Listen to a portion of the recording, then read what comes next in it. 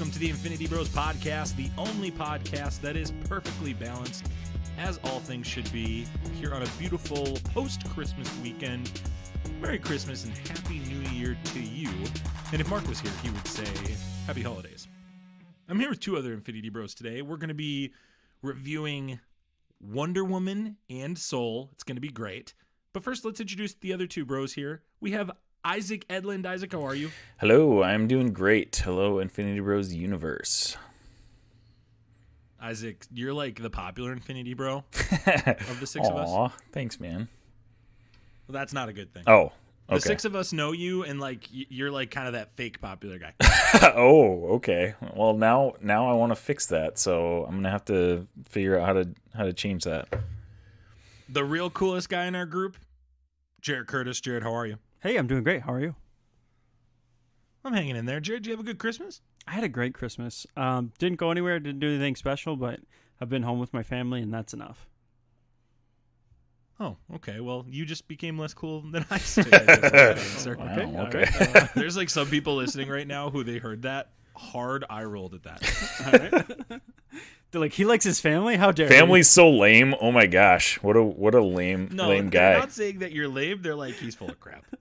He did not have a great time the whole time with his family. My AI wife and my AI children. I had a great Christmas with. My son has been threatening to build a robot to replace me, so. And everybody on the Infinity Bros universe knows that you are the computer of the podcast. Right. I don't know if that's because you're so smart that we do that joke, or if it's because you just are always there, like Big Brother. It's a weird joke, but we do or it. I'm soulless, or I'll take the first option. Yeah, whatever it is. Well, welcome to the Infinity Bros podcast, wherever you're listening, however you're listening. Thanks for making us part of your day, week, or month. You might even be listening to us in 2021. That's trippy to think of. But nonetheless, we're grateful you're here. You can check us out on Facebook, Instagram, Twitter. You got the itch to Twitch. Check us out on there. Just search the Infinity Bros. Or you can go to our website at theinfinitybros.com. Isaac, how was that for an intro? Because usually when you host, for whatever reason, you can't say those words. The intro, I will say I can host. I can like ask people questions and stuff, but when it comes to the intros and the outros, for some reason I cannot put together coherent sentences. So yeah, great job, Max. I applaud you and all that you do for the Infinity Bros. And the Infinity Bros it's minimal what I do. I just crack up. So if you want to go listen to this, what I'm talking about here, go listen to the previous episode that Isaac hosted, where he had the writer from Dominion, what's his name again, Isaac? Dr. Baron Bell. Dr. Baron Bell. Great guy. Oh, yeah. Super charismatic awesome and guy. Funny. It's a great interview. It's a great comic. Go read it. We won't bore you right now with that. You're not here for that. But if you want to just hear Isaac butcher an intro and an outro, this is the podcast to check out. Yep. And here's the best part. Isaac and I were talking. He tried it like 3 or 4 times on each end.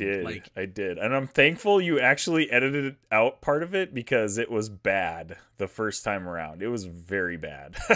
It's awesome. It's like hilarious. I love it, Isaac. Oh, thanks, man. I'm glad I can bring joy to somebody's day through my terrible. Oh, it totally brings me joy. And I had to we haven't been on a podcast together since that. And I was just like, you're absolutely killing it hosting. I just had to give you a hard time for that because it's so funny. Because you're like, hey, Max, like, I'm going to start over. Literally said that during the recording. Editing, like, looking around, like, what is he talking about? Like, he's doing fine. He's just, whatever. Nope. We're going to talk about Wonder Woman and Soul today. This will be a spoiler review episode. So you can see in the show notes right now, if you look down, where we actually start getting into full spoilers on each. We'll do a brief on the front end with Wonder Woman, non-spoiler, quick, hey, what's our rating and why we rate it? Then we'll get into spoilers. And then the other timestamp will be when we talk about Soul. So if you've seen Soul but haven't watched Wonder Woman, you can fast forward to that, come back later. Or if you just want to hear our thoughts without being spoiled because you plan on watching it in theaters or you're watching it with somebody else or you just haven't gotten around to it yet, then check it out then. So, but before we get into any of that, I want to make sure that you're familiar with our rating system. So I'm going to go ahead and put that bumper right here. Here on the Infinity Bros podcast, everything is ranked from a 0 to 6 point scale. 0 meaning horrible and 6 meaning absolutely excellent. If all of the Infinity Bros rank something a 6, it gets an Infinity Step. And I talked about it earlier, but I'm going to give it to you one more time later in a bit. I'll give you a spoiler warning. So just when we go deep into spoilers, I will put that bumper there, okay? When you see that bumper, run away if you don't want to hear anything, okay? Wonder Woman, 1984, directed by Patty Jenkins. Before we go on with this, Isaac, what was your rating of Wonder Woman? Just your pure rating. Just what was it? rating and nothing else? Like, do you want... The first one. Of the first Wonder Woman, I would give the first one a 5.5. One of the better DC films as of late. Very, very good movie. Jarret, what about you? Yeah, I'm with Isaac. I'd say 5.5. Yeah, I'm probably 5.75, 5.8. I'm a little higher than you guys on that out of 6. Patty Jenkins directed that, obviously. She writes and directs this one. Jeff Johns gets story credit for this. It stars Gal Gadot, Chris Pine. Kristen Wiig plays Barbara Minerva. We'll talk about that. And then what appears to be the star of 2020, Pedro Pascal, as Maxwell Lord in this. Robin Wright comes back. Connie Nielsen comes back. And there's a slew of other characters. You can check those out on their IMDb page. It premiered on December 25th, Christmas Day. Obviously, part of the big developing story in Hollywood was that this was the first major movie to stream on HBO Max at the same time as it was released in selected theaters based on where you live and what the COVID-19 rules have been. Interesting trivia for this movie. The role of Cheetah was initially offered to Emma Stone before this happened. This is Gal Gadot's biggest payday she's ever had in a movie. She made 33 times what she made for Wonder Woman. Do you guys know how much she made for Wonder Woman? No idea. She made $300,000 for What? That seems ridiculously low. That's crazy. Absolutely insane. She made $10 million. Oh my gosh. That is nuts. Yeah, when I read that, I was like, I am totally bringing that up in the podcast. My gosh. I did not know that. Yeah. This is also Pedro Pascal's second time in the Wonder Woman franchise. He actually starred as a detective in the 2011 NBC pilot of Wonder Woman that just didn't get off the ground, but he was in that as well. You actually can see clips of him in it on YouTube if you want. I actually saw a couple. It was really interesting. This is the 9th film in the DC Extended Universe. If you guys think later, like, think of where you'd rank this out of 9. I didn't tell you that pre-show, but think about that. And I talked about this offline with you guys, but Hans Zimmer came back to do the music in this, and I thought it was an interesting choice. He used the song from Batman vs. Superman during the Martha scene. I don't have the name of the song, but I'll include the link in the show notes. It'll have the name there. Wild choice for me in this movie, but his touch was felt throughout this film. And then a spoiler in particular, so fast forward 15 seconds from this point on as well. But Gal Gadot was actually on the Graham Norton show, and Graham Norton actually inadvertently spoiled that the invisible jet was going to be in this movie. So this was actually a spoiler that was out there before all of that came to fruition, which I didn't even hear that spoiler, so I was thankful. Neither did I. Good. Interesting. So it is a 5.8 on IMDb out of 10 stars, and I will look up the Rotten Tomatoes score after I give this to you, Jarret.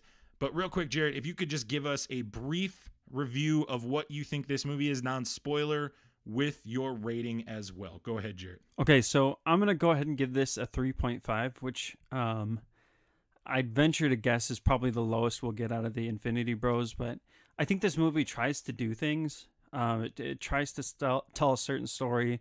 It tries to elicit certain emotions, and it lands less often than I would like it to. It's a good movie, but it's definitely not great. The acting was absolutely phenomenal, but I feel like it struggled in a lot of other areas. All in all, this is probably not one I'll watch again, but it was nice to watch once. It got 65% on Rotten Tomatoes. Something I forgot to bring up earlier in trivia as well, Isaac. This was certified fresh going into premiere day, but as the day went on and no more journalists got access to it, it actually dropped in its score from originally, I believe it was 79 or 80%. I can look that up and place a link in the show notes for you to read if you'd like. but it now sits at 65. It's still fresh, not certified fresh, for those that care about the Rotten Tomato score. Isaac, what is your non-spoiler rating of this movie? So, non-spoiler rating, I'd say I went into this with not like super high expectations. A couple of you guys had given some non-spoiler thoughts before I had watched it. So I went in thinking, you know what, this might not be the best movie of the year. And I was right about that, but I was actually pretty pleased with it. It's definitely not the best DC movie and doesn't come close to the first Wonder Woman in my eyes. So underwhelming, but I still enjoyed it. So I gave it a 4.5 out of 6. Yeah, my non-spoiler rating of this is actually, Jarret, I'm going to go lower than you. I'm going to give this a 2.9 out of 6. Oh, wow. Whoa, when I first walked out of seeing it, I thought it was okay. But as I've had more time to sit and process it, the film just gets a little bit worse.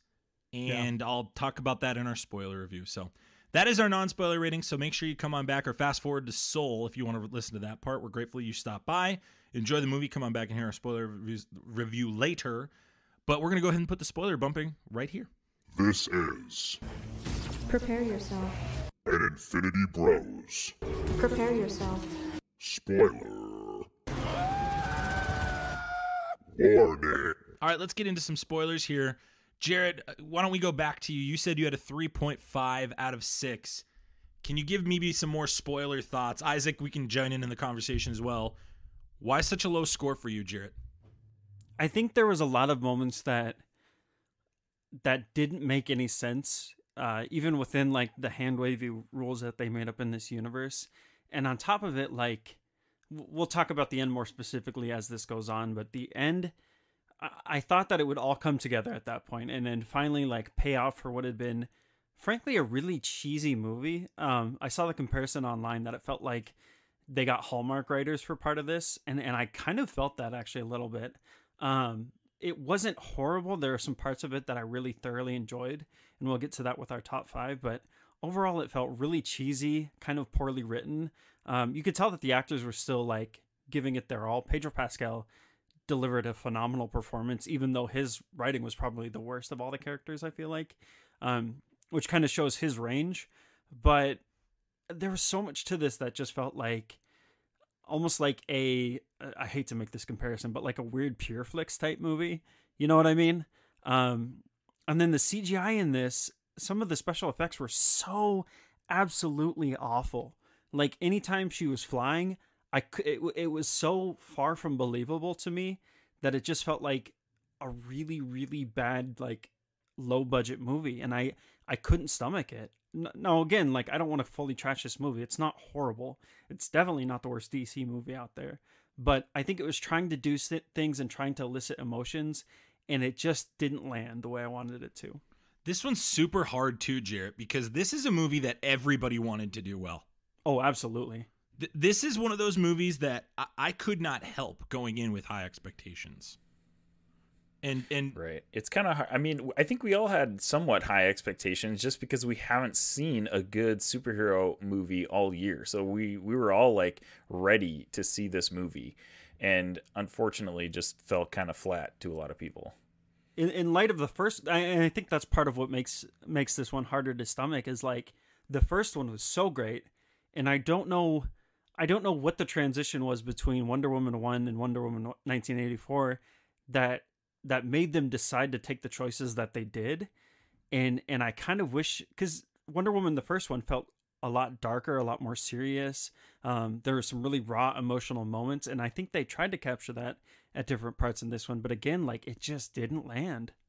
It's so interesting. So, Jarret, you brought up a couple things, and we'll talk more details and spoilers, but broad strokes real quick. This is such a well-acted movie. Gal Gadot, Pedro Pascal, Chris Pine, and I would argue Kristen Wiig did a remarkable job. I was actually surprised at her performance just because I've never seen her in a serious role before, so I didn't really know how I was going to respond to that, but I thought she did a really great job, honestly. It absolutely perfectly. I believed she was a nerd. I loved her transformation, and then it all went to hell when she went into the CGI. guys, I talked about this earlier this year when we saw the DC Fandom clip. It looked bad then. It looked worse at home. I looked at it on a big screen. I looked at it on an iPad. I looked at it on a computer. I literally went back to look at these images before I came on this show and said this. Unbelievable. This is the second straight time that they've messed up the third act fight. And I don't know if this is WB. According to Jenkins, the first time around, that was a WB choice. But I'm having a hard time believing Patty Jenkins didn't make a lot of these choices. This was because rough, because Pedro Pascal, we talked about his lines. His lines were abysmal, Jarret. They're horrible. They were horrible. I mean, he was such a poorly written character from a word perspective. From the things coming out of his mouth, they were abysmal. Everything else around it worked. His abilities and how he was manipulating people, and a little bit of a commentary there to what's going on in real world right now, I would argue. I'll leave it at that. His relationship with his son really got to me. Yeah. He really sold that ending with his kid. Yeah, absolutely. But that is not because of the script, because the script did not let me have enough time and storytelling to appreciate it. I just happened to be a father of a 2-year-old son who's probably more emotional to that, like you've been, Isaac, with your kids in movies. Oh, yeah. But like, I Absolutely. firmly believe that was Pedro Pascal. It was not the script. Patty Jenkins did an abysmal job here. Yeah. This is shameful for her. For the standard I've set for her, I've said on this show, I think she is. I'm bummed, and it makes me nervous for Rogue Squadron. This is making me nervous, and it makes me nervous for Wonder Woman 3. I'm wondering if somebody else should take a crack at it, because Gal Gadot is dynamite. I believe Gal Gadot in all of it. She's my Wonder Woman. I mean, Chris Pine does a great job too, but Kristen Wiig was great till they put her in CGI. I think the thing that gets me is just the huge change of direction that they took Wonder Woman 84. Like, I don't, like Jarret, you mentioned earlier that Wonder Woman had such a serious tone, and I think part of that was what made it a good movie. And then they just like went 180, and this movie was like campy. You mentioned it was cheesy. Like it wasn't like they tried to make it serious and it didn't come out right. They went for the campy tone. And I don't know why that is. And I think that's why it's not a better movie, obviously. But it's so interesting to me why they made those decisions.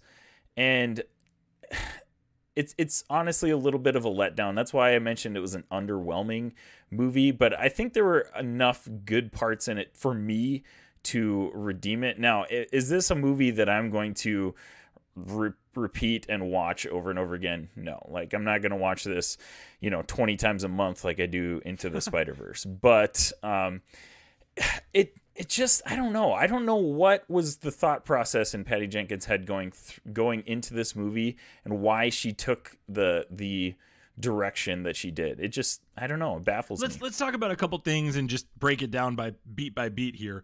The opening sequence on Themyscira, when Gal Gadot's character of Wonder Woman is a young girl, what did we think of that? What did we think of what I would call very on-the-nose storytelling and very on-the-nose foreshadowing versus letting me discover what they were trying to tell me versus flat out saying, this is truth, blah, blah, blah, blah, blah. I'll go first, I guess, since I'm just diving right into it. I hated how they had to spell it out for me right before I get to even see Gal Gadot. Yeah. I really felt like they were patronizing me. Yeah. And I was like, you don't need to patronize me. This is Wonder Woman. I'm here for it. You can tell me a deep story here. These movies can tell deep stories, especially the DC ones. I feel like the DC ones have a bigger platform to tell me a story than the Marvel ones. Absolutely. And I think like that's the benefit of like the comics that they draw from is DC's always done a good job of showing, not telling. And like, this is a big problem that Hollywood's been having for a while. Let's, point a finger at like the sequel trilogy for Star Wars. They kind of did the same thing, right? We don't need the exposition. We don't need the moral lesson that's just like thrown in our face at the beginning. Show, don't tell. We're grown-ups. We understand how this works. The actual scene itself was kind of cool. I like to see you know, a little bit more of like Yes. what the Amazonians do for fun. And if they would have left it at that and not done the whole exposition part, it would have been great. The colors were great too. Yeah. First 30 minutes of this movie, Patty Jenkins' color scheme that they were selling on all the posters, I saw it and I bought it. And I was like, wow, Patty Jenkins is at it again. And then the story kicked in. Isaac, what about you? What'd you think of Themyscira? I thought that part was fantastic. I think you definitely are making a good point that it was a little on the nose, but the whole Amazonian like contest that was going on, I was all in on that. Very cool. And then the lesson she learns at the end, I don't know. It was a little on the nose, and it was kind of like, oh, okay, then, well, I guess that's what we're getting here in this movie. But the whole scene itself, I was very excited about, and it got me really pumped for the beginning of the movie. But yeah, we'll get into it later in the movie. But and you mentioned the colors too. Patty Jenkins did a great job in the beginning of this movie, probably the first hour, with the cool 80s theme. Yeah, you know the scene I'm talking about where she's sitting there eating the meal by herself? Yeah. That scene was like, bam, color. Yeah. And I was like, right. oh, if this is how this whole movie's going to be, there could be an Oscar potentially up for grabs. If this is how it's going to be the whole movie. And then after the mall scene, the color scheme just dropped. It just swerves. Yeah, and they kind of forgot about the whole 80s theme after that. I feel like they didn't drag it out. Like they could have put more into it than they did, and I think that's a little bit of a letdown. Yeah, I agree with you there, Jarret. I mean, Isaac, excuse me. Let's talk about the mall scene. How, you know, we're getting her as a hero, saving people, saving little kids. Obviously comes in conflict with the guys that are going to steal the stone, which becomes the MacGuffin of the show. What did you guys think of that? Did you guys enjoy? And Jarret, you kind of talked about, we could talk about this as well. Superpowers from her. It felt as if she was Spider-Man almost in this. Did you not feel that way, Jarret and Isaac? Her reliance on the whip and stuff was pretty different. And like, the thing is I kind of enjoyed the mall scene a little bit just because it felt like the 80s Wonder Woman TV show. Like it did feel like that, and that's felt like they were going for. And at that point I was like, okay, this is cheesy, but it is kind of like, I'm going to give it a pass because it does feel like the old TV show, which I know they were paying homage to because they talked about it in DC fandom. And I was like, okay, this is cool. I did not hate that part at all. I didn't either. I think I hated more of Wonder Woman is her own character. Don't sell me that she's Spider-Man, a female Spider-Man. I think that went along too with the like just the change in direction that they took her. Like she just felt like she had a different style in this movie too. And you know, granted, you could maybe make the point that she's been at it for 40 years and stuff like that, but just with the CG that they went into it and stuff, it just, I don't know, it didn't feel as real as Wonder Woman. You know, like it just felt like this was more like she was floating at times. Yeah, like you know? when And she it's would just like, pick up kids, even in the scene later in the desert, when she picked the kids up, it was so green screen. It was terrible. oh, they look like rag dolls. Yeah, they didn't look real. Like they did not sell to me that Gal Gadot was picking up these kids. Yeah, the CGI in this was absolutely horrible. Yeah, that's a real bummer. And I thought it might have something to do with like, hey, maybe it's the translation onto my screen. I don't know what it is, but it didn't get any better throughout the whole movie. It got worse. Which It was got a real bummer. worse. Yeah, it's just big bummer. The other point that's not getting drilled about this is Gal Gadot in Wonder Woman, the first one. So we'll call it Wonder Woman 1 just for the sake of the conversation. In Wonder Woman 1, she is a strong woman and you believe that she's going to kick your ass. Yeah, absolutely. And in this one, they tear it down. Obviously, that's what you do in sequels. You strip them from their powers or you take away a thing they love from them. That's every superhero movie. I get it. I've seen the trope.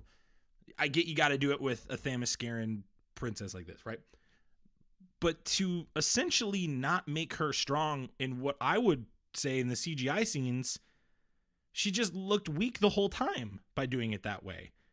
And you kind of said, Jarret, she looks like she's floating. Yeah. And that to me was a betrayal of what I saw in the first one.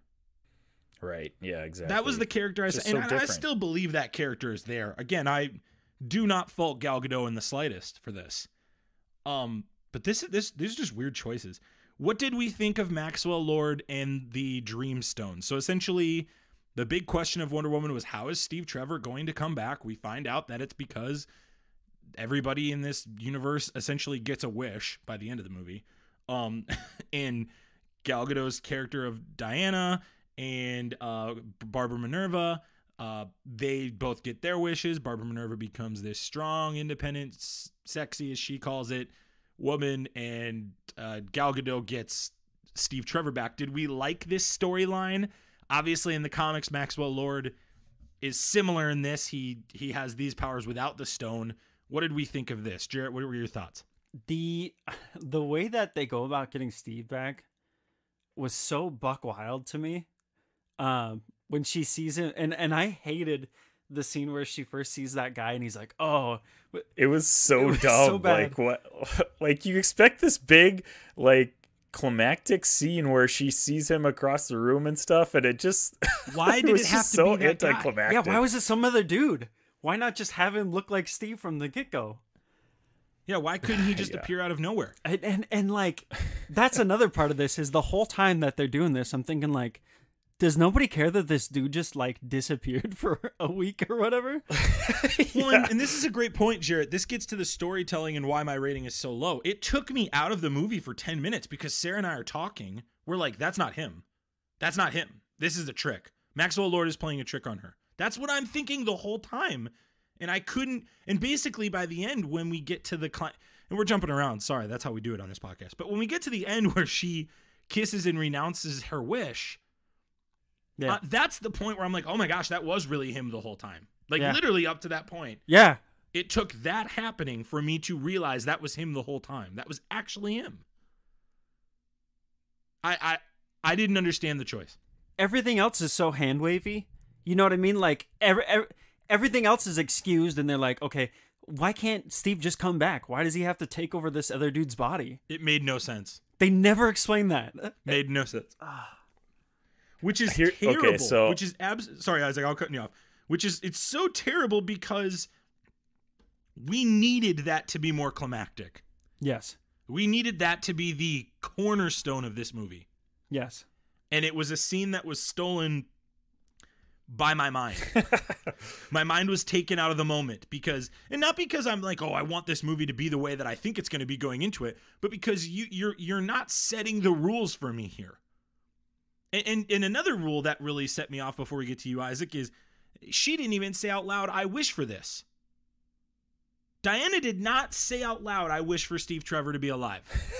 And then, banking off of that, they go into, he's in the president, Maxwell Lord is in the president's office, and he's like, so the particles are touching each other. Oh my gosh, Isaac. So they need to be touching him to get the wish, right? Yes. But no, the this particles, is part of it. He's right. The particles are touching, so it's all good, guys. It's all good. We cannot talk was... about the end yet. We cannot talk about it yet. Oh my gosh. Either DC came in with a red pen, or I guess Warner Brothers came in with a red pen and totally destroyed everything Patty had, or Patty Jenkins is really not as good as we think she is. Yeah. And she just happened to nail the first one because it had a low budget and it was in a timepiece that we didn't really get with superheroes. And it's super questionable. Isaac, that's a great point. An additional point I'd like to talk about with this movie, an additional rule is, how come Minerva gets a second wish? Oh, exactly. Like, why couldn't Diana just wish again for her powers back? And to double down on that, right? The whole premise is like, you cannot, and we're going to get into the end because we're going there anyways. The whole premise is like, every single person on the entire face of the earth has to renounce their wish or it doesn't work, right? That's the rules that they set in place when they were talking about this. Let's just say, this is hypothetical here. If you take 7 billion people on the planet, let's just say half of them, 4.5 billion people, saw this broadcast and made a wish. You think 4.5 billion people are going to take back their wishes? Beyond that, right? No, like, not even not just like happen. the numbers game of how many people are not going to take back their wish, right? The whole point is that every single person has to do it. And we know from a fact that Barbara does not want to do this. She refuses to do this. So one of two things happened. Either they broke the rules that they set aside in this movie. She never renounced her wish. Or she did off screen, which is worse.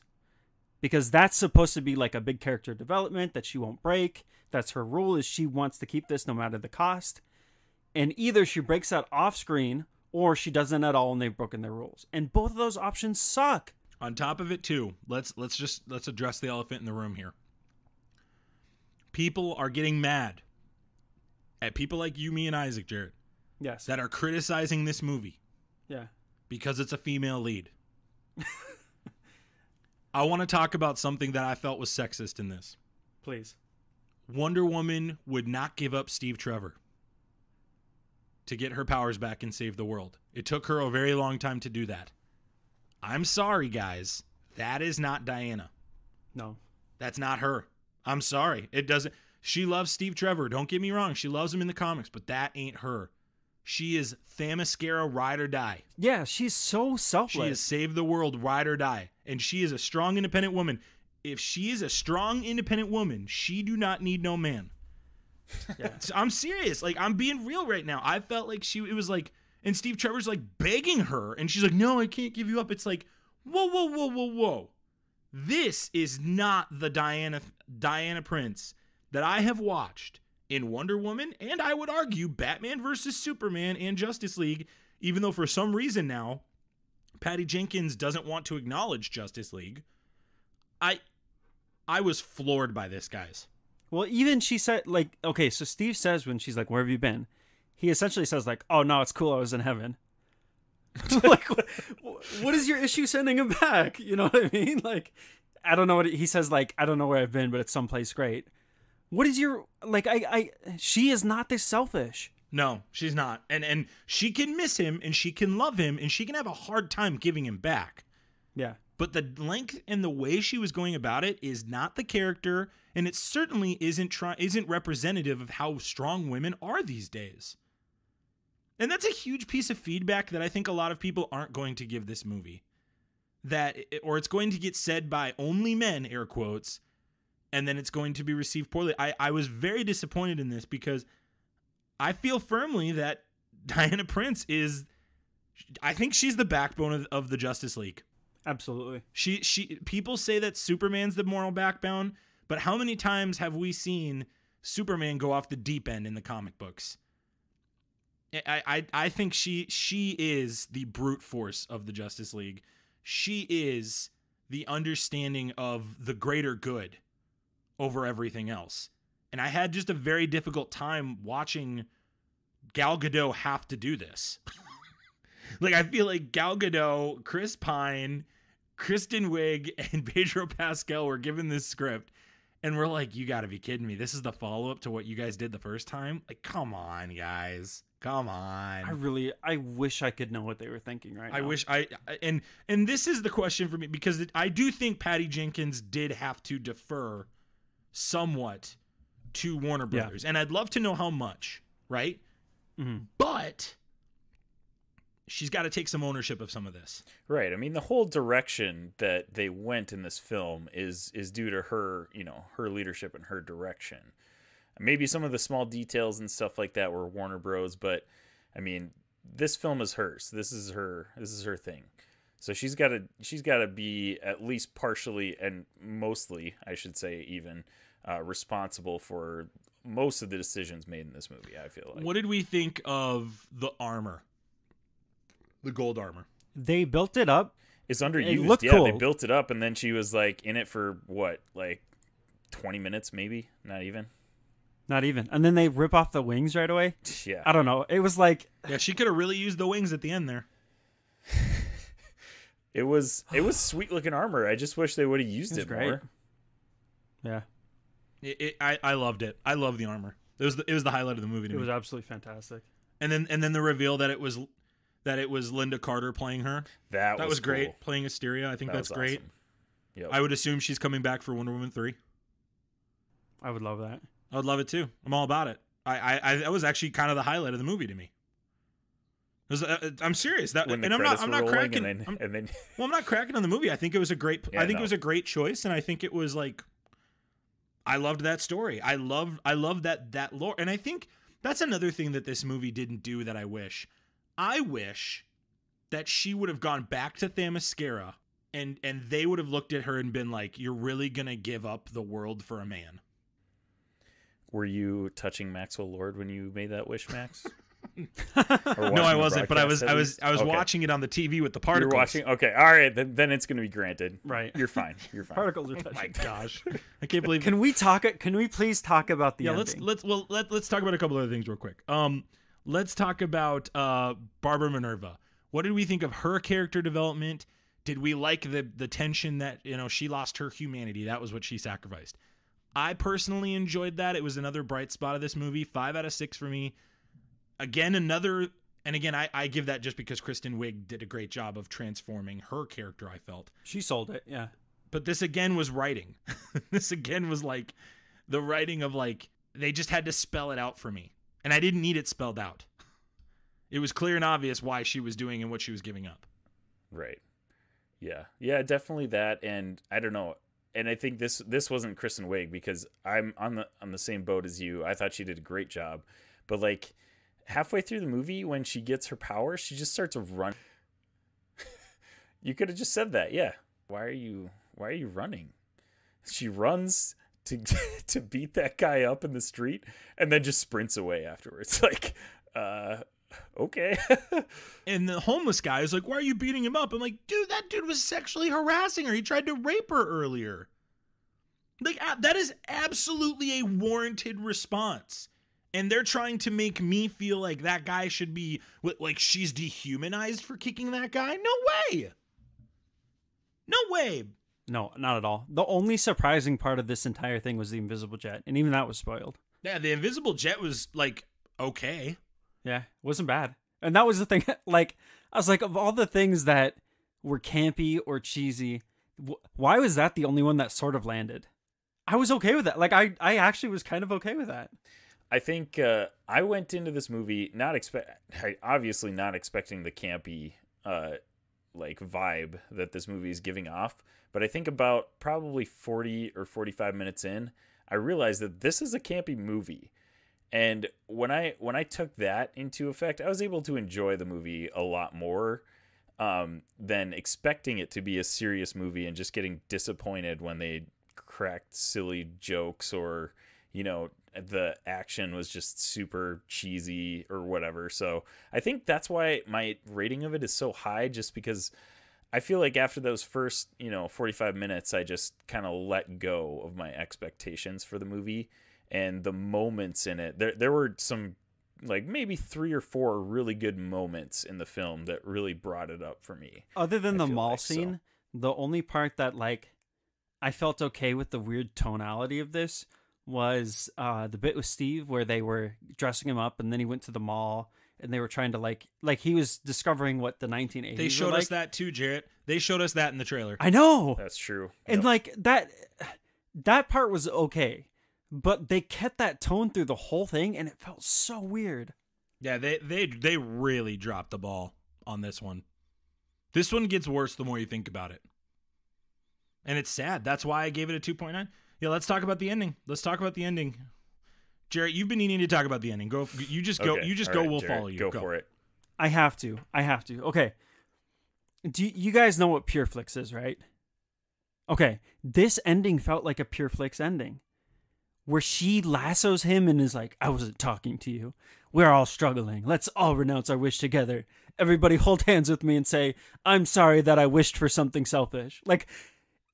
The feeling that I got from this, and again, I don't want to rag on this movie too much because there is one good part at the end, which is, Alistair and his whole bit. But her speech and then that whole lasso of truth, I'm speaking to the audience, not you.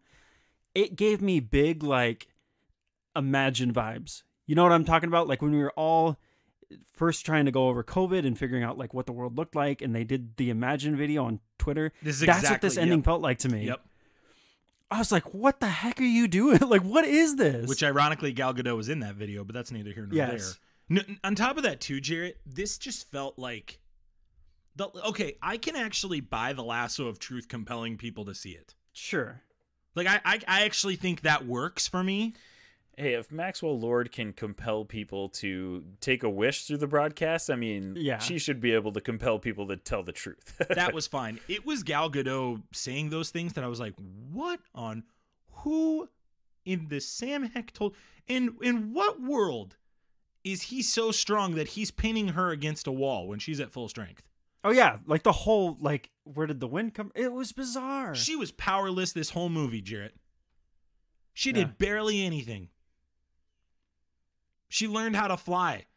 And she learned how to fly. She learned how to fly worse than Man of Steel. When Clark Kent like fell into a rock.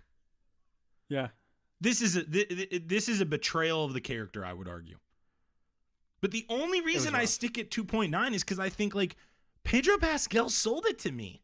He really did. He sold that this guy was no joke.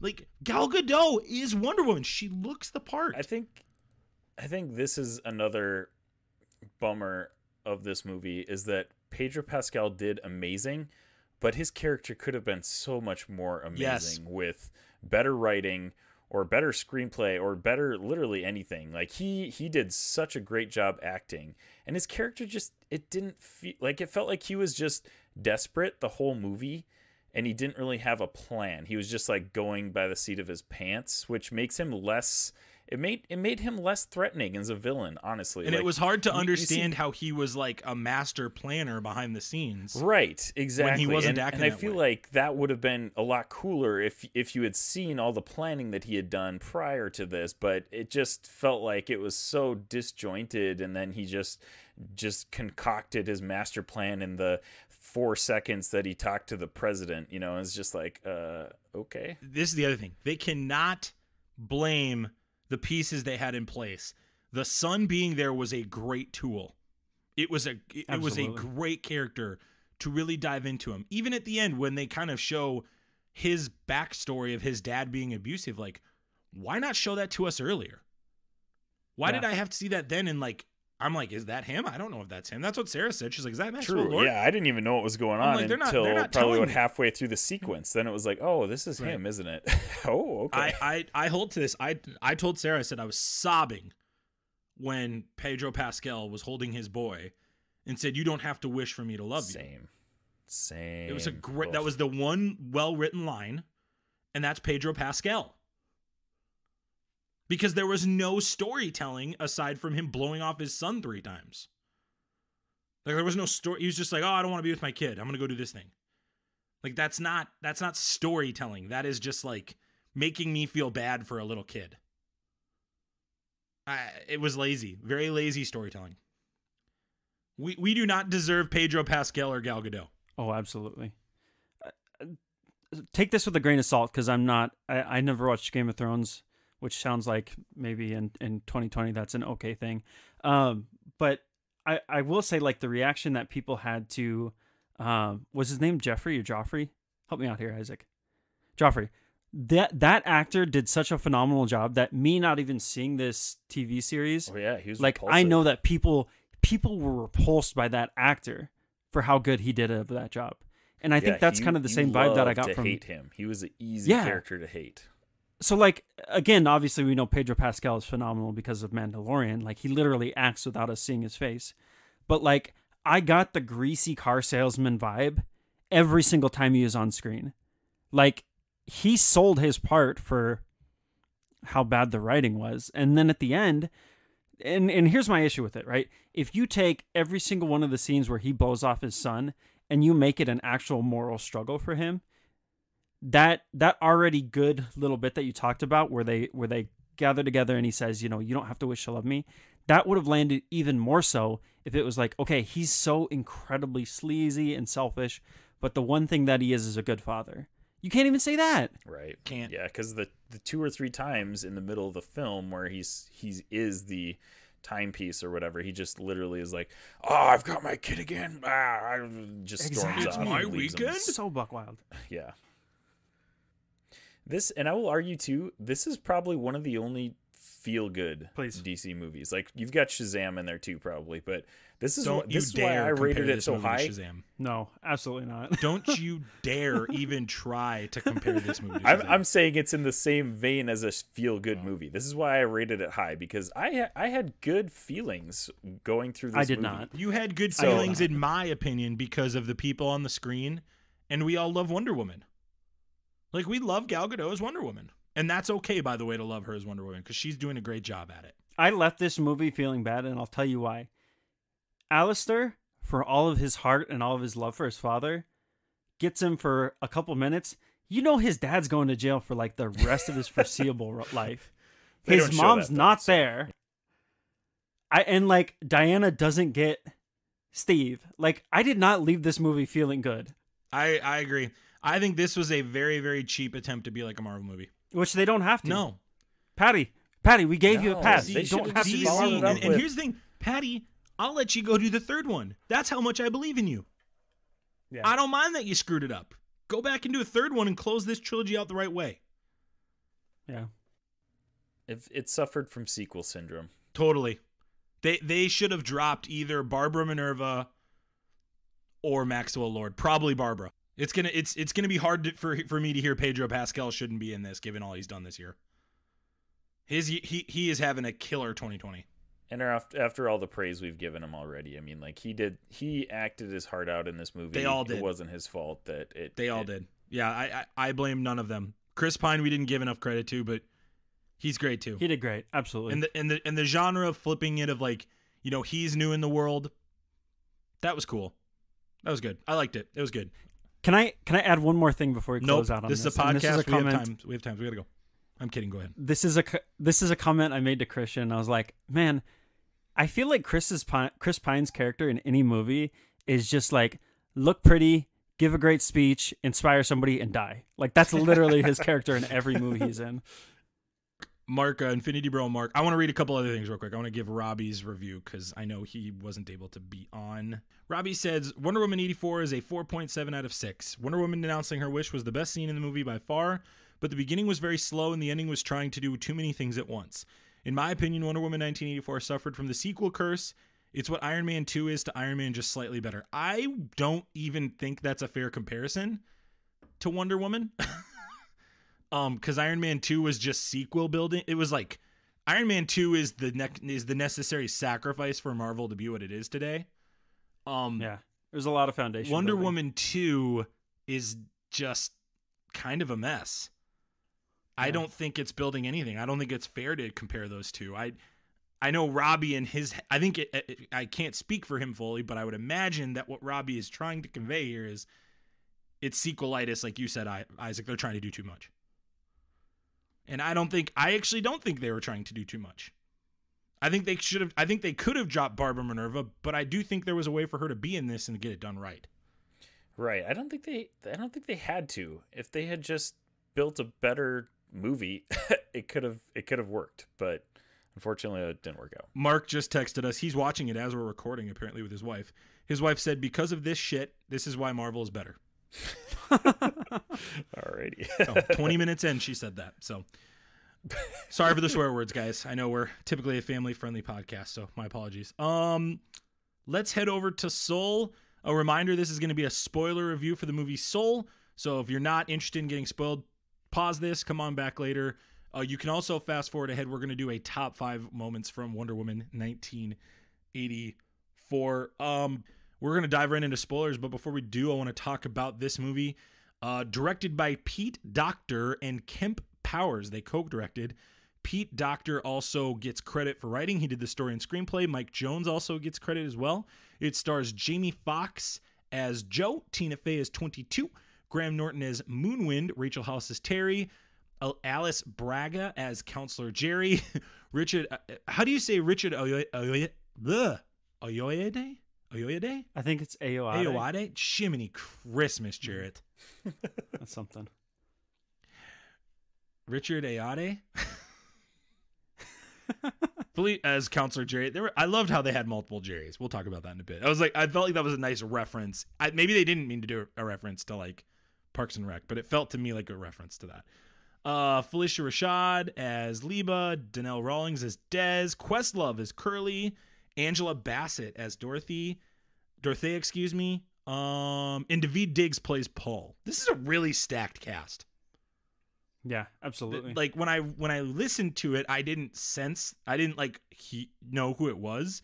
But when I go back and read this, I'm like, oh, it's that person. No, it's that person. Okay, it makes more sense. So, really good. Questlove in this was great too. The synopsis reads: a musician has lost his passion for music, and he's transported out of his body and must find a way back with the help of an infant soul learning about herself. It is an hour and 40 minutes, and you can watch it on Disney Plus. It also premiered on Christmas. Jarret, we will start with you. You can go ahead and give a spoiler review as well. What is your rating of Soul? I'm going to give this a 5.5. I love this movie. It was not perfect. As a Christian, there was some stuff that I had issue with, but overall, for the message that it was trying to give and the story that it told, this movie is phenomenal. We already talked about the cast. The casting on this is incredible. And as I was listening to it, I was like, man, this is so-and-so. This is so-and-so. The big one for me is like Rachel House has been getting more and more popularity. I don't know if it's because of her friendship with Taika Waititi and the shows that she's been in with him, but like, man, her character cracked me up the whole time. Yeah, this movie is phenomenal. Actually, I enjoyed it more than I thought I would. And a lot of it pays off at the end. There's a little bit of a lull in the middle, but this movie is phenomenal. I loved it. Isaac, what about you? I am right along with you, Jarret. This movie gave off massive Inside Out vibes, and I know, Max, you're a huge Inside Out guy. This, I don't know, if talk about feel-good movies, I thought Wonder Woman made me feel good, but this movie makes you feel good. Like, this is one of those Pixar movies that you better buckle up, because you are going to be crying at some point during the movie. And man, it was way more complex and deep than I expected it to be. I was kind of just thinking, oh, it's a cool musical, kind of like a look back, maybe had some, like, music history type stuff in it. This was like way deeper than I expected it to. So I'm giving it a 5.5 as well. It was fantastic. Would absolutely watch it again. I will say though that because it was so deep, I was expecting a kids movie, and because it's a Pixar animated movie, you expect it to be a kids movie. This is too deep for kids, man. This is a deep film. And I think my daughter would enjoy watching it, but she will have no idea what's going on through the whole movie. It'll just be cool to look at and listen to the amazing musical score. But man, it was deep, very cool. There were a couple things at the end that I didn't feel like I got complete resolution at the end, honestly. Like, I was expecting them to kind of map it out for me and tell me what exactly happened, because there are a couple points in there where you're kind of left wondering, like, okay, how did this all work out? And they don't really spell it all out for you, which maybe some people would like that, but I was kind of looking for a little bit more. But 5.5, fantastic movie, would absolutely recommend to anybody. Yeah, this one is way better than Wonder Woman 1984. Like if you're, because these two are kind of going to be linked forever now, because of they premiered on the same day. I'm going to give this a 4.8 out of 6. And I'm going to explain why. I actually did not like the main character, Joe. I think they leaned a little too selfish on him and a little too arrogant in him. I think it showed through with 22's portrayal of him when he's on Earth as the cat. And it really was frustrating for me because I was not cheering for him. And that was frustrating for me because I knew that I needed to be cheering for him. And at the end, go ahead. I kind of got the opposite vibe. I felt like through the beginning, you're supposed to think that he's the hero. He's the one with the purpose. He's got a drive and a goal, and that's good. And we're supposed to be rooting for him. And then I think that feeling that you're getting is exactly what sold the movie for me.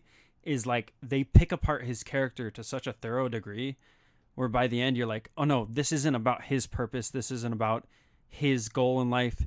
It's about her. It's about living. That's a great way to put it. Mm-hmm. I agree with you. That's a great way to put it.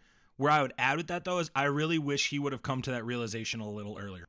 Yeah, I get that. I will actually agree with you there, Max. Like, I think I agree with you, Jarret, on everything you said. But man, he was still selfish almost up to the very, very end. Like he went back to Earth in his own body and was still like just looking out for himself. Like he almost didn't look back and care about what happened to 22 before he realized, like, after the performance that he gave, is like, you know what, this is not actually what I'm searching for, what I'm looking for.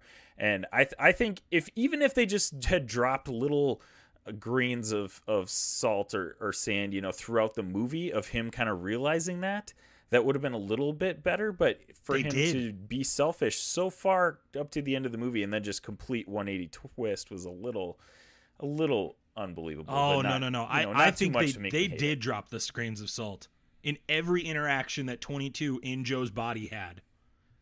It was there. I firmly disagree. I think... No. I'm saying if they had dropped more of him coming to the realization that he was selfish, that would have made it more believable for me.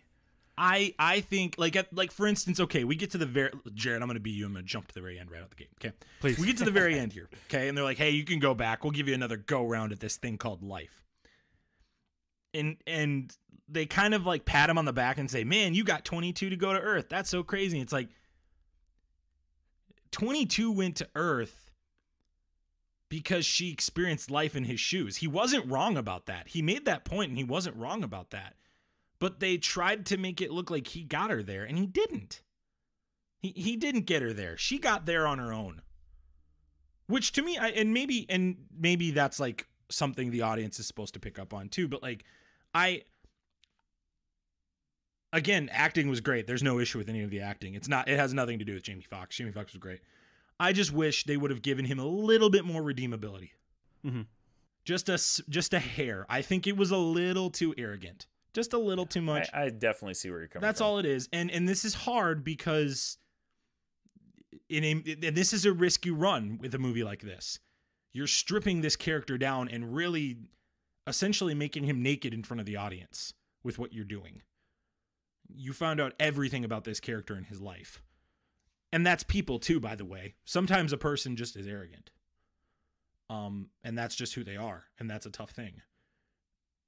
I just wish with the resolution we got and with him actually making that jump metaphorically and literally with 22 to go to Earth that he would have, that didn't feel as earned as it was. That's what I would say. But that's just with his character. I love to pieces this stinking cat in this movie. Oh yeah. My gosh. I had to pause my movie when he gets in the cat's body and then the cut goes to the great beyond and the cat's like going to the great beyond. I laughed for a good 2 minutes straight. Like I was busting out laughing. I was like, oh my gosh, this cat just died because of this bit. I loved it. I loved everything with the cat. Anybody who listens to the show knows I'm a big cat guy. I really, really, really liked how they edited this too with cuts. Oh, man. Like the how they would was cut. Beautiful. Everything that they did visually was amazing. Visually unbelievable. This is up there with one of the best they've ever done. Like in regards to every person that talked to 22 along her journey, I loved it. I loved how she saw the flaws in each of them too. Like they didn't try to make them all perfect. I really, really liked that. And that was tricky with some of the people they chose to do. Like Muhammad Ali would have been a tricky person to like air quotes make look bad. But they did well. I really liked that. And I really, really liked the way that they chose to present how the universe does things. Theologically, I would firmly disagree with some things, like you said, Jarret. And I think that's part of the tension I have with this, to be honest, Jarret. I get that. I'll be honest with you. I am a redemptive person. I think that is a gospel spiritual thing in me. So I think that's part of my frustration with it. As minimal as the frustration is, I still like a 4.5 a 4.8 is a strong Very rating. good. Yeah. I just, yeah, I firmly would just say I really like the way they cut it. And I really like the way they edited it. I think everything visually looked great. But I'm with you, Isaac. I don't know when I can show this to my kid. I watched this with, just as a side note, like I watched this with my sons and they were completely lost. And like some of the conversations that you would have surrounding this are, I feel like, a little more adult. Even like, so you guys know I work with kids. I'm going to school to be a teacher, and I'm hoping to teach here soon, but I currently work in a school with kids. And the bit where you're there, obviously it's comical, right? When they cut to her being criticized by all these different, historical figures throughout history. And then all that sort of lands and takes a very, very different tone at the very end when he breaks into her little sandcastle or whatever, when she's a lost soul. And every single one of those voices that we were laughing at before are suddenly like thoughts and fears that we all as human beings have had. Like, I'm not good enough because of all these people along the way, right? And I think as an educator and as a parent, I realize like sometimes we're like, oh man, he's a hellion, he'll never, you know what I mean? Like sometimes we crack these jokes and it's like, nah, this is serious. Like people really do feel this way about themselves all the time. I thought that was a cool part. You know what I mean? That little bit of, but that's not a thing that my son's going to get. Right. Watching this movie, he's never going to understand that beat. Or at least I hope he doesn't, not for a long time. Well, and I that was something we all kind of agreed on. I think, Isaac, you agreed in this too, is this is a movie for adults. Oh, yeah. Yeah. Yep. And that's okay, by the way, Pixar. That is okay. This is for the middle school and up crowd. Mm-hmm.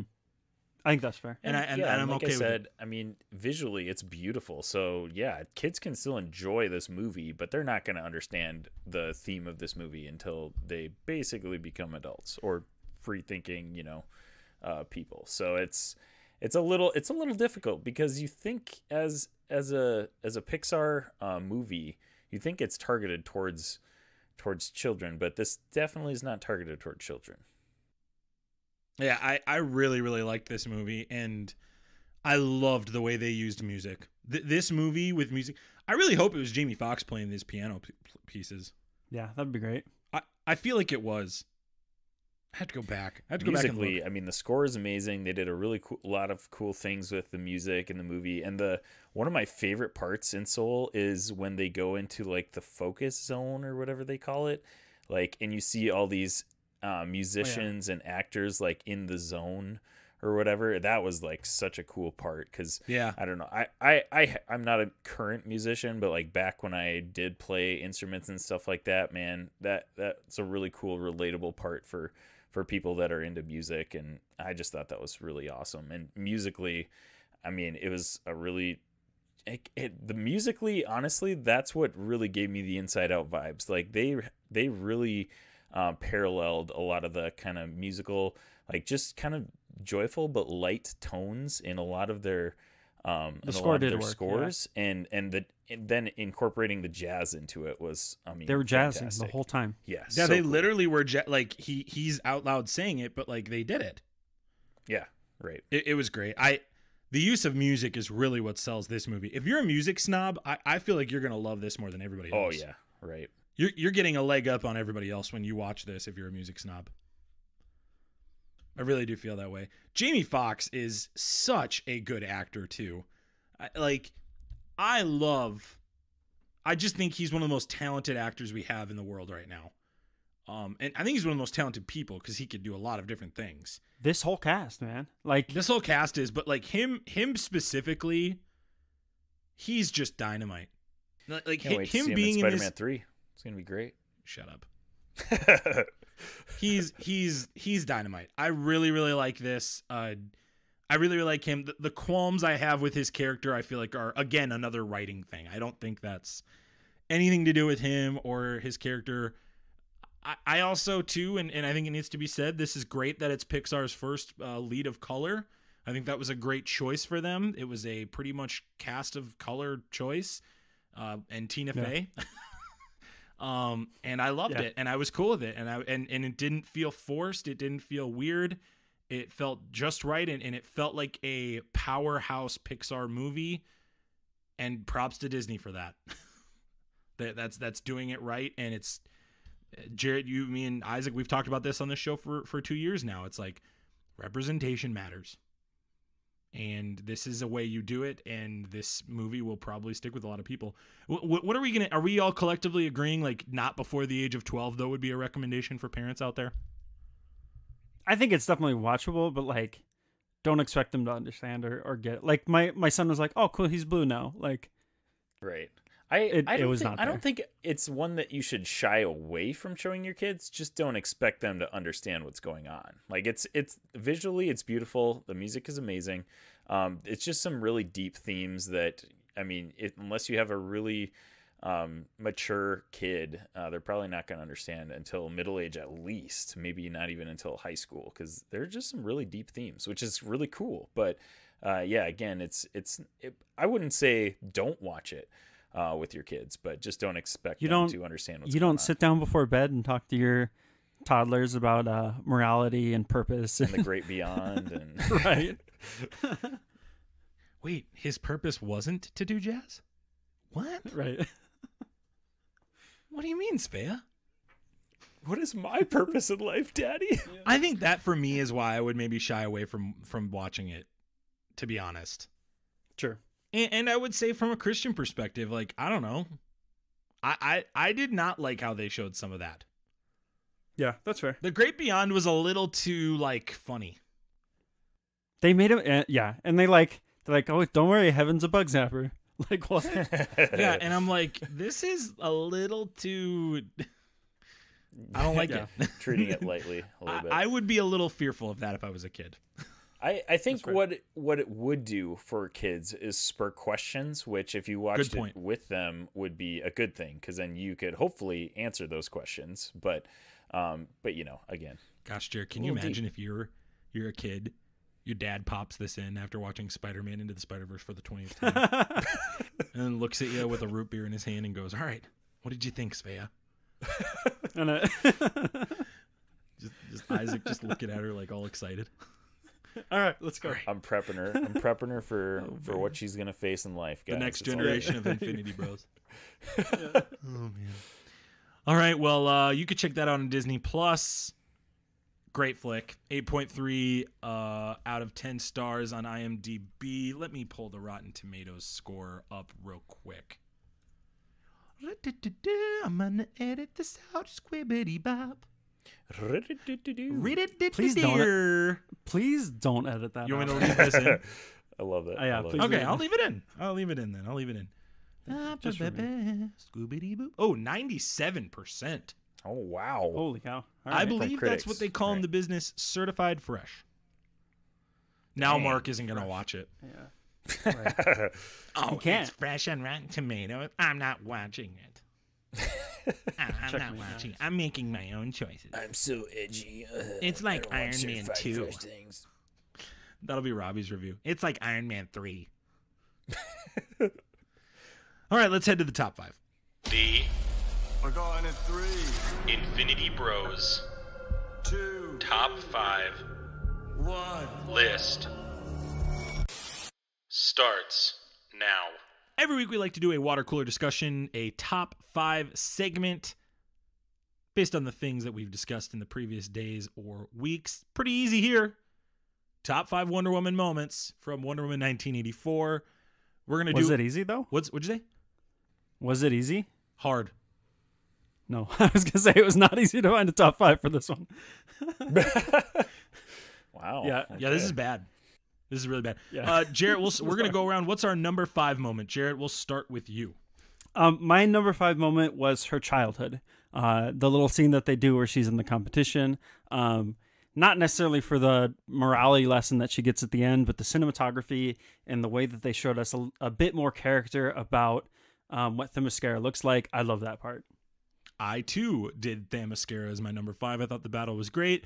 I loved how, fun fact, too, about the actress, she did all her own stunts because her stunt double couldn't do what she was doing. So basically everything she's doing that's not CGI, she did. Oh, wow. So I loved it. I thought she did a great job. Isaac, what about you? What's your number 5? My number 5 is Wonder Woman flying. Okay, and this is not for the CG because the CG is not great. It's just a really cool moment where I feel like Wonder Woman feels that she reaches her full potential, you know, and I think that's whether you like that moment or not, it's a character building moment for her. And I just thought it was cool that she was realizing that potential that she potentially had been holding back, even since Trevor had passed away, like how many years before. Like she could have been holding back that whole, years, decades of not reaching her full potential. So I thought that was a cool moment. Yeah, for sure. Number 4, Jarret, let's go to you. Okay, for my number 4, I had the bit where Steve is trying on the different outfits and then him like exploring what 1984 looks like. I'm not even lying to you, one Jarret. of the few. Jarret, I'm not lying to you. That's my number 4 as well. Is it? It's just like Wow. It's hard. It's a hard one of the list to few make. parts of the movie. It really is. It was one of the few points of the movie where like I genuinely found myself laughing and enjoying the movie. I liked how he was excited about the shoes. These shoes. I have to wear these shoes. And the Yes. fanny pack. He like wanted The American pack. fanny pack was great. What I did like at the end was how she saw the guy that he was in his body, and he Wearing in that the outfit. I did think that was Yeah. good. I liked thought about putting that on top 5. that was good. Yeah, that's how little scenes good. we had in this. I hated everything else about that scene. I know. But yeah, that one. I know it was good. Isaac, what about number 4 for you? My number 4 is, you guys are not going to like me. It's actually the golden armor fight between her and Cheetah. Love Again, not for the CG, because the CG is not great. But that she is facing, and I will say, I don't know how much CG is done on the golden armor itself. Like, I don't know what of it she's wearing and stuff like that. The golden armor looks sweet, even in the fight scene. So that part was really cool. And the fact that she like flies down, knocks those guys out initially, which unfortunately we saw in the trailer, but that part was really cool. Just the whole armor itself was really cool. That's why I was so bummed that they didn't use it more, because they built it up and it was just so cool when they're finally using it, and just, I don't know, felt like it went to waste. But that fight scene, and Cheetah's not great. I wish they would have done a little bit better on the CG on her, but the fight scene is pretty cool. I was all right with it. Number 3, Jarret, what's your number 3? My number 3 was when they're flying, not when she's flying, but when they're flying in the plane together. I thought visually it was great. Some of the lines were cheesy, but I thought it was a good scene. I thought it was a cool moment between them, and I like that it tied back to what she said about, is it yours as well? It's literally like beat Guys. for beat the same. Like, not only that, but the fact that she made it invisible. That was a cool reveal. Yep. It was a cool thing, and like the visuals of the fireworks. it's so good. And she talked about too. She said that like every time I see the star or see a plane, and when I think about what it must be like to fly, I think about Steve. Like that's his place. And so the fact that they shared that together in their short time together was like a good moment. It was a great beat. And how she told him about radar. He'd never heard of radar. That was Yeah. funny. I thought that was That was a good moment. Yeah. Isaac, what's your number 3? My number 3 is actually the opening sequence with Themyscira. I just thought that was a really cool, that we got a little bit of background on Themyscira and on Wonder Woman, and a little bit more of what she was like as a kid, which I mean, I'm all for. Like, give me like a Wonder Woman prequel on Themyscira. I'll take it. I thought that was a really cool scene. Again, exposition. I could, it is what it is. It wasn't great, but the scene itself I thought was pretty cool. All right, Jarret, let's see if you got what I'll go first for number 2, just to like Yeah, make sure please. that like I'm legitimately not copying. Number 2 for me is Wonder Woman saying goodbye to Chris Pine's character, Steve Trevor. Gosh. Oh no. That's my number 2. Oh my goodness. Oh my gosh. We'll see if we're at number 1 then. Yeah, I mean, Jarret, you can hop in then. I mean, this scene is great. She's at her wit's end. I think, as Robbie said, it really was a very well acted and delivered scene. He's like, you've got to let me go. And she's like, I can't. He's like, you have to. And while I did not like the direction they chose with her character, I don't think that was her character to begin with. Still thought it was a well acted scene. I thought with the chaos all around, it's a beautiful look. And I'll put that number 2. She doesn't look back, which I think is like, That was cool. I don't Yes. know. It was so cool. She doesn't look back, and all of a sudden she's back to full strength, and that was sweet. Yeah. Yeah. Number 2 for you, Isaac. My number 2 is actually at the end of Maxwell Lord and Wonder Woman's like showdown, when she basically convinces the world and him to renounce their wishes. Cheesy, yes, but I thought the things that she was speaking about truth was really cool. And like as a father of 2 daughters, I was like, this is inspiring to me, and I can only imagine what it would be like for a young girl to watch this and be like, look up to Wonder Woman as like a pillar of truth and just like inspiration. So I thought that moment was really cool. Yes, cheesy, definitely, but I thought it was a really cool moment. So my number 2. I'm glad you have an opinion. I'm glad I think for myself, unlike you I'm guys, glad I think for myself, and I don't have the same listed spirit. We all struggle. Renounce your wish. Yeah. I know. Whatever. Yeah, so nobody walks out of Wonder Woman and goes, you know what was really good? Well, you guys can suck it. It made me feel good, and I don't care what you guys Except for think. you. So there you go. You know when she told us that wishing for better things in our life was wrong? I love that part. You know when the rules were like flubbed and then they put gold on the screen and then everybody like magically held hands?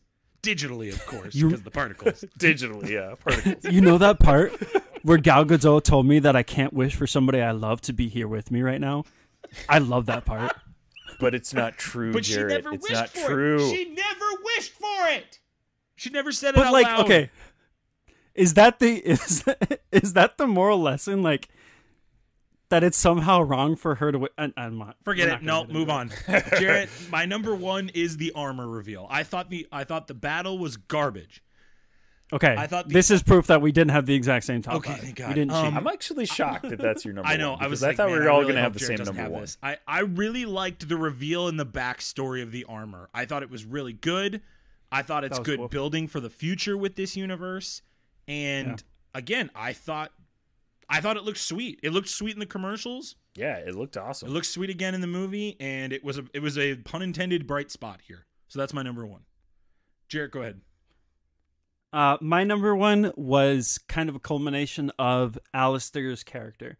The 2 scenes where one, he's in the office and he's like, Dad, I just wish you were here with me. And then again, when he's on the highway and there's nobody there. And again, he wishes, I just wish my dad would be here. And then the payoff of, even though a lot of that is absolutely hot garbage, the one bit where he's like, you never have to wish for me to love you. As a dad, as a father, and as somebody who understands the feelings that Alistair would have had having a parent not be there for them, I love that moment. That moment landed hard for me. And that's also my number 1, is the final moment with Maxwell Lord and Alistair, and really the moment that got me. Like I was kind of like welling up and stuff when Maxwell Lord was talking to him. The moment that got me was when Alistair said to him, Daddy, you don't have to make me proud. I already love you. I was like, oh my gosh. The only reason I didn't give that number 1, because I talked about that earlier and how I cried during that scene. The only reason I wouldn't give that number 1 is because I just didn't feel like it was earned. I thought on Alistair's part it was earned. That's why I specifically said Alistair. Like Maxwell Lord, when he was talking to Alistair, it was like, yeah, I was like, yeah, you can say that you love him, but you all actually 5 minutes ago you really didn't love him. So right. But yeah, when the kid was telling him that he loved him no matter what, I was like, oh, exactly. Oh, yep, got me. Well, cool. Well, that's Wonder Woman, guys. That's Soul. Make sure you check out both of these movies. If you have HBO Max and Disney Plus, watch them. I wouldn't say go buy HBO Max to watch Wonder Woman, though. I would say that. Looking back on it, I would spend $15 to watch it.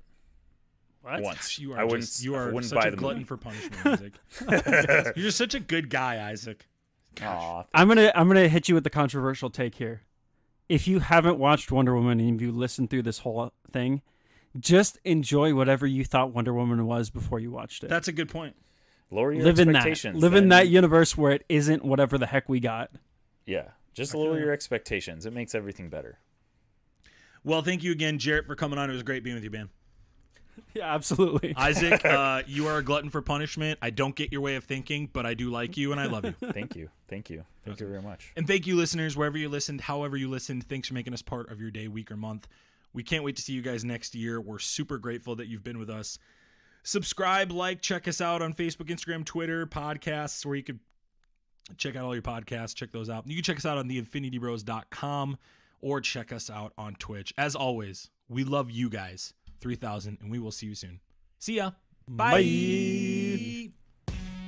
Thanks for tuning in to the Infinity Bros podcast. You can find the Infinity Bros on Facebook, Instagram, and Twitter at the Infinity Bros.